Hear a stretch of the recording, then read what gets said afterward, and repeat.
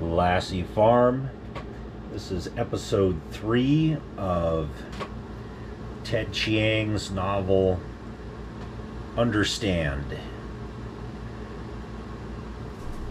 I'm reminded of my college days when I watched these specialists, each with a pet theory, each contorting the evidence to fit. I'm even less convinced by them now than I was back then. They still have nothing to teach me. None of their categorizations are fruitful in analyzing my performance, since there's no point in denying it. I'm equally good at everything.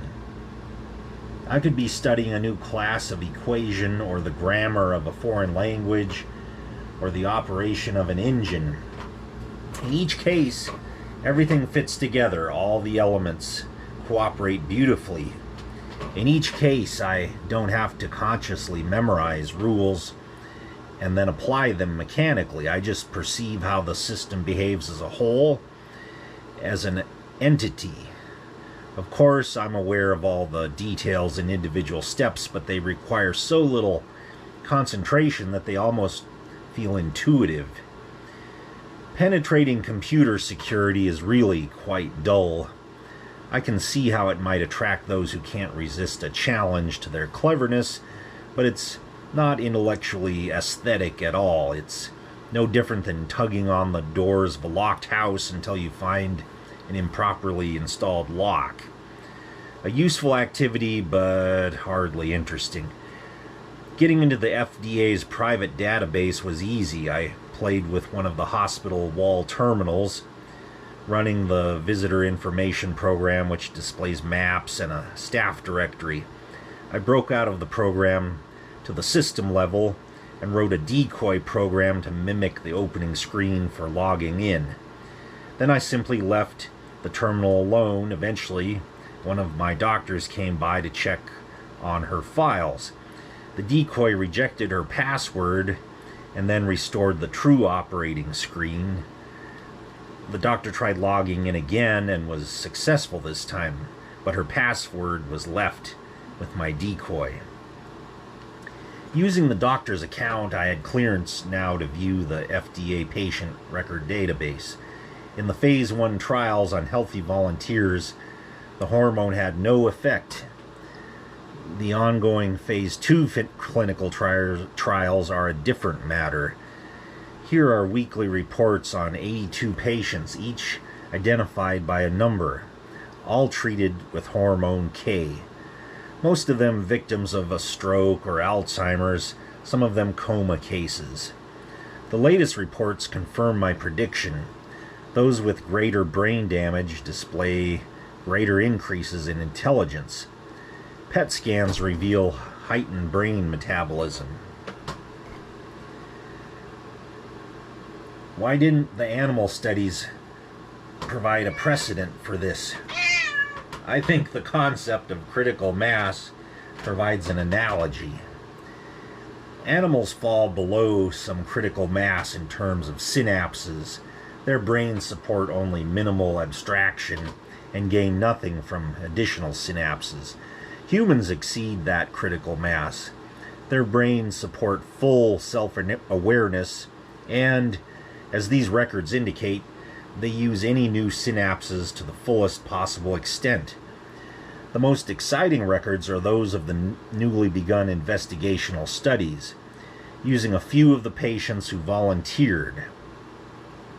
Additional injections of the hormone do increase intelligence further, but again it depends on the degree of initial damage. The patients with minor strokes haven't even reached genius levels. Those with greater damage have gone further. Of the patients originally in deep coma states, I'm the only one so far who's received a third injection. I gained more synapses than anyone previously studied. It's an open question as to how high my intelligence will go. I can feel my heart pounding when I think about it. Playing with the doctors is becoming more and more tedious as the weeks go by. They treat me as if I were simply an idiot savant, a patient who exhibits certain signs of high intelligence, but is still just a patient. As far as the neurologists are concerned, I'm just a source of PET scan images and an occasional vial of cerebrospinal fluid. The psychologists have the opportunity to gain some insight into my thinking through their interviews, but they can't shed their perception of me as someone who's out of his depth and an ordinary man awarded gifts that he just can't appreciate. On the contrary, the doctors are the ones who don't appreciate what's happening. They're certain that the real-world performance can't be enhanced by a drug, and that my ability exists only according to the artificial yardstick of intelligence tests. So they waste their time with those. But the yardstick is not only contrived, it's too short. My consistent perfect scores don't tell them anything, because they have no basis for comparison this far out of the bell curve. Of course, the test scores merely capture a shadow of the real changes occurring. If the doctors could feel what's going on in my head, how much I'm recognizing that I missed before, how many uses I can see for that information. Far from being a laboratory phenomenon, my intelligence is practical and effectual. With my near total recall and my ability to correlate, I can assess a situation immediately and choose the best course of action. I'm never indecisive. Only theoretical topics pose a challenge. No matter what I study, I can see patterns. I see the gestalt, the melody within the notes in everything: mathematics and science, art and music, psychology and sociology. As I read the texts, I can think only that the authors are plodding along from one point to the next, groping for connections that they can't see. They're like a crowd of people unable to read music, peering at the score for a Bach sonata, trying to explain how one note leads to another. As glorious as these patterns are, they also whet my appetite for more. There are other patterns waiting to be discovered, gestalts of another scale entirely.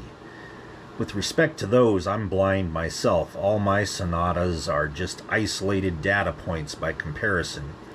I have no idea what form such gestalts might assume, but that they'll come in time. I want to find them and comprehend them. I want this more than anything I've ever wanted before.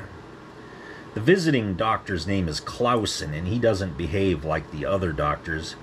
Judging by his manner, he's accustomed to wearing a mask of blandness with his patients.